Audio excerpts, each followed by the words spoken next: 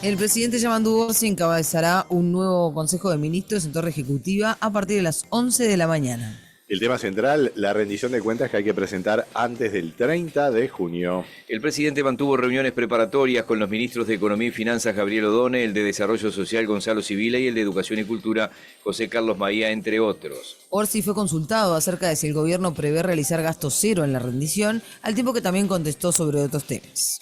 ¿La rendición de cuentas va a ser una rendición de cuenta gasto cero? Ay, estamos peleando para que no sea así. ¿Con quién está peleando? ¿Con el ministro de Economía? Entre todos, ahí. Mañana tenemos una reunión importante. Hoy de tarde nos vamos a ver de nuevo. No, la idea es encontrar algunos recursos más, que algo se puede conseguir. ¿Cuál va a ser el tema del Consejo de Ministros de mañana? Después del Consejo de Ministros le contamos, porque van a surgir cosas. ¿Qué pasó con la baja popularidad? ¿Ya empezó a trabajar en ese Ya lo dije, análisis? ya lo dije. No, y claro, lo está analizando todos los días. ¿Qué le da? Y yo creo que nunca voy a tener una conclusión, hay que trabajar y ver. En otro orden, el presidente afirmó que se necesitan más recursos para el Ministerio del Interior. Esto luego de ser consultado por la masacre que ocurrió en el Cerro, además de otros 2 asesinatos en Marconi y Plácido Yauri. Se precisan recursos. Esto funciona siempre así. Los ministros, que no son el ministro de Economía, piden recursos. El ministro de Economía tiene que buscar la forma de cumplir con eso a lo que nos habíamos comprometido y ver qué oportunidades hay de futuro. En realidad, el ministro de Interior tiene la ventaja de tener un plan, y sobre ese plan se tiene que construir el resto. ¿De dónde pueden salir los recursos, efectivamente, para atender esta situación que es muy problemática? Y bueno, de reasignar recursos y buscar rascar algún fondo más, buscar algún recurso más, que en realidad por lo que hablábamos recién, ¿no? Situación en calle. Yo no sé si es solo un tema de plata, yo creo que hay que levantar un poco la cabeza y no es solo un tema de plata. Es hacer mejor las cosas y racionalizar lo que tenemos.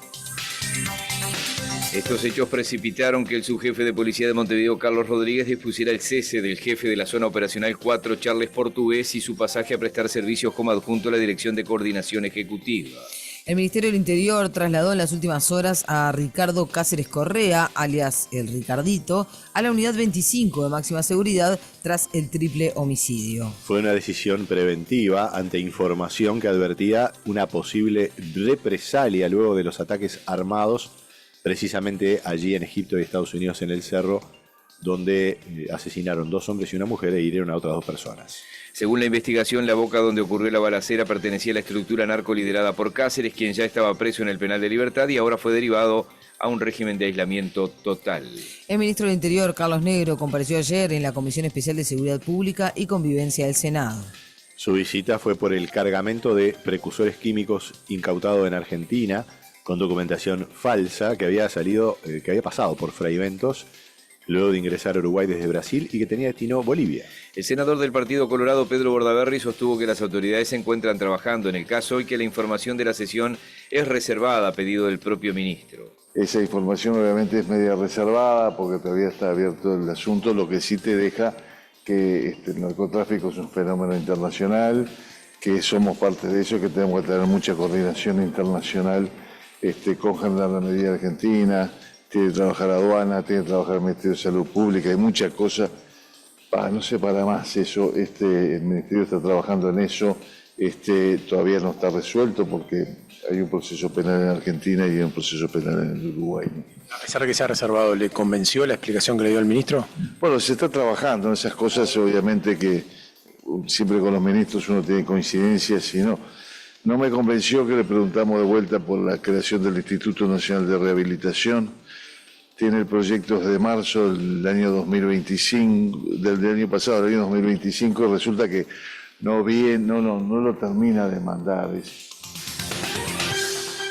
El presidente del directorio del Partido Nacional, Álvaro Delgado, considera que el ministro Negro tiene fecha de vencimiento. Este gobierno demoró 1 año para empezar a elaborar un plan, por ejemplo en seguridad pública. Perdieron 1 año, ¿no? Perdimos 1 año, que lo sufrió la gente donde tiene miedo y se siente insegura. Bueno, todavía no se puede ejecutar y la verdad que vemos que todos los días el ministerio está haciendo agua. Yo no soy de los que pedir renuncia, me parece que en esto hay cosas que caen por su propio peso y yo creo que los días de negro en el Ministerio del Interior también tienen fecha de vencimiento porque si no dan un timonazo, el tema de la seguridad pública termina siendo un problema tremendo en el país. El presidente Yamandu Orsi obtuvo un descuento de $25.000 al comprar una camioneta de alta gama a 8 días de desfilar con un vehículo de la misma marca en la asunción presidencial. El programa Así Nos Va, aquí en Radio Carve, informó ayer que el mandatario compró una camioneta a $25.000 menos que el precio de venta al público, que son unos $78.990, es decir, que la adquirió a $54.000. El programa accedió a la factura de compra del vehículo y allí se observa la diferencia de precio entre el precio de lista y lo que efectivamente pagó Yamandu Orsi. El diputado colorado Felipe Schipani realizó un pedido de informes en el que solicitó acceder a información sobre la compra de la camioneta por parte del presidente.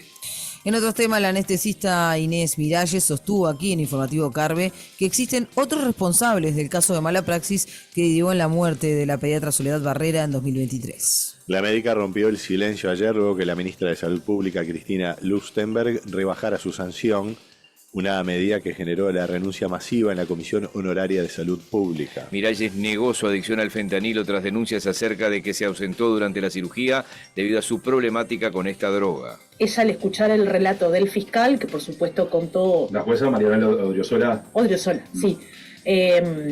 Cuando él cuenta todo su relato, la propia jueza le dice que a ella no le queda claro por qué solo a mí, si no había otros integrantes, si realmente yo estaba haciendo las cosas tan mal como se decían, ¿por qué nadie vino a tomar el control de la situación? ¿Vos creés que no fuiste solo tú, la responsable? Es que yo creo que no fui yo y que varios tenemos identificados a los responsables, pero no hay pruebas. Así como no hay pruebas para inculparme a mí. ¿Quién más puede ser responsable de este evento?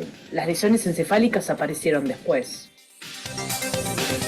Por otro lado, Miralles también se refirió a las versiones que indican que su hermana, Matilde, intercedió por su afinidad con las autoridades de salud pública para rebajar su sanción de 5 a 3 años. Mi hermana toda la vida se dedicó a hacer política gremial, en facultad, en el SMU, obviamente conoce a Zaida Arteta, como la conocemos todos, como fue la presidenta del SMU, y además ella fue vocal cuando Zaida fue presidenta.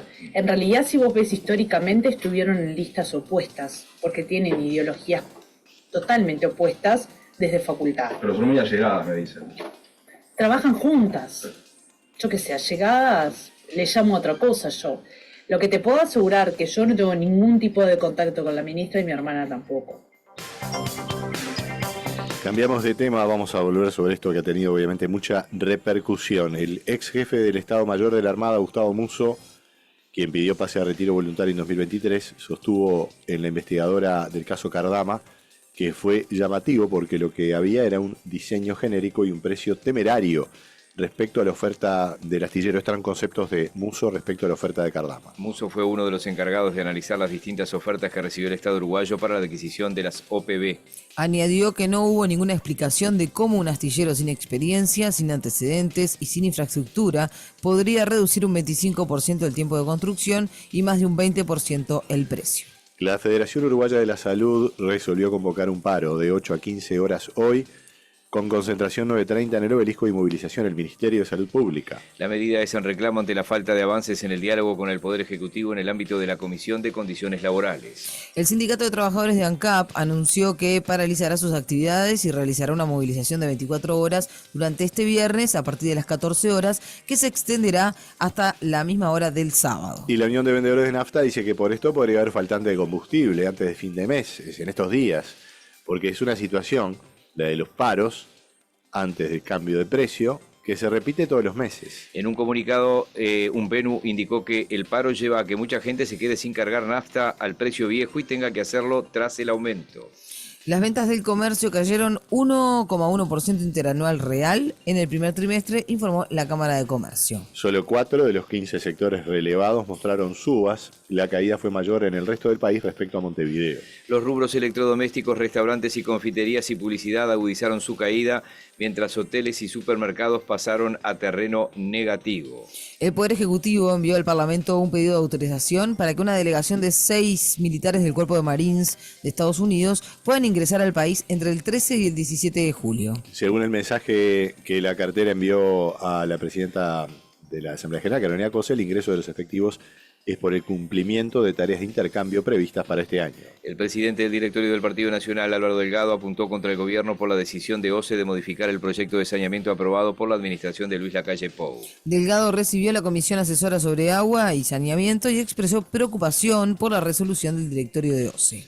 En el marco del Día Nacional del Libro, autoridades de gobierno presentaron la nueva etapa de intervención en la Biblioteca Nacional. El costo total del proyecto, según detallaron las autoridades del gobierno, implica una inversión de $20 millones.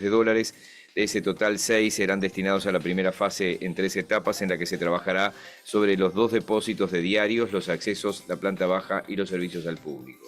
Librerías independientes reiteraron su preocupación por la situación que atraviesan en lo que refiere a la competencia digital y a la venta de las grandes superficies. Como lo habían anticipado los libreros, aquí en Carve piden además que se apruebe un proyecto de ley de precio único del libro. La policía detuvo a una mujer mayor de edad que es investigada por el homicidio de un hombre que apareció desmembrado en San Luis Norte, en Canelones. El hombre de 32 años estaba desaparecido en la zona y su madre había denunciado su desaparición. Al momento del hallazgo, el cuerpo presentaba impactos de bala en las piernas. Funcionarios de la salud manifestaron preocupación luego que apareciera un cartel con una amenaza vinculada al narcotráfico en el baño en el Hospital del Cerro. El mensaje, realizado con letras recortadas y pegadas, decía: respeten al narcotráfico atentamente, Cártel de Montevideo. Un joven fue baleado anoche en Camino Carrasco y Oncativo, en la zona de Cruz de Carrasco. Fuentes policiales indicaron que el joven de 18 años estaba en la parada de ómnibus cuando fue abordado por un delincuente que intentó rapiñarlo con un arma de fuego. La hipótesis policial indica que tras resistirse, el individuo le disparó en una de las piernas. El Departamento de Homicidios de la Dirección de Hechos Complejos encabezó ayer un allanamiento en los barrios Marconi y Plácido de Yauri, luego de las reiteradas balaceras y los 2 homicidios ocurridos este lunes. Una mujer embarazada falleció y otras 2 personas resultaron heridas en un accidente de tránsito en el kilómetro 299 de Ruta 8, en 33. El vuelco de un auto causó la muerte de la mujer que cursaba el 8º mes de gestación, al tiempo que dejó grave a un niño de 7 años y al chofer, un hombre de 34. Las víctimas, que viajaban desde Parque del Plata hacia Melo, despistaron y volcaron al costado derecho de la ruta. La Intendencia de Montevideo informó que el próximo lunes, el 1 de junio, comienzan las obras de ajuste del peralte, la inclinación, y también una repavimentación en la Rambla de Punta Gorda. Los trabajos se realizarán en el tramo de la Rambla República de México entre Araucana y 6 de abril con un costo aproximado de 33 millones de pesos, señaló la Intendencia en su sitio web. En ese cruce se han reportado, como todos recuerdan, varios siniestros de tránsito en los últimos meses. La obra se dividirá en 3 etapas y se prevé una duración estimada de 5 meses. A su vez, se llevarán adelante trabajos previos de acondicionamiento de Bolivia y las calles Ciudad de París y Beirut, que serán las rutas de desvío. El desvío de tránsito siempre será en el sentido al centro, por Bolivia, París y Beirut. En el otro sentido se mantiene la circulación. 5 meses para 2 cuadras. En el deporte, Nacional le ganó 1-0 a Coquimbo Unido de Chile en el Gran Parque Central por la última fecha del Grupo B de la Copa Libertadores. La victoria como anfitrión y la igualdad 0-0 entre Universitario y Deportes de Tolima le terminaron dando a Nacional el pasaje a playoff de la Sudamericana. Montevideo City Torque empató 2-2 con Gremio y clasificó primero en su grupo en la Sudamericana y pasa a octavos. Boston River cayó 2-0 ante San Pablo y se despidió de la Sudamericana. Peñarol jugará hoy desde las 21:30 frente a Independiente Santa Fe en el campeón del siglo, en la última fecha de la fase de grupos de la Copa Libertadores de América. El triunfo permitirá acceder a los playoffs de 16avos de final de la Sudamericana. En futsal, Cerro Porteño le ganó a Nacional 2-1 por la tercera y última fecha del Grupo C de la Copa Libertadores, que se está disputando en el municipio brasileño de Carlos Barbosa, en Río Grande del Sur. Los tricolores pasaron a la próxima fase como uno de los mejores terceros. Bien, Peñarol por su parte, que es el vigente campeón, se despidió sin ganar, igualó 3-3 con Fantasmas Moralito de Bolivia. Peñarol en básquetbol ahora, ¿no? Veníamos del futsal, ahora el básquetbol. Pasó a la final anoche al vencer 93-81 a Defensor Sporting por las semifinales de la Liga Uruguaya y espera ahora por Aguada o Nacional. 7 de la mañana, 21 minutos. En el capítulo internacional, Irán acusó a Estados Unidos de haber violado el frágil alto al fuego, luego de una serie de bombardeos nocturnos ejecutados por Washington contra instalaciones iraníes de lanzamiento de misiles y embarcaciones militares.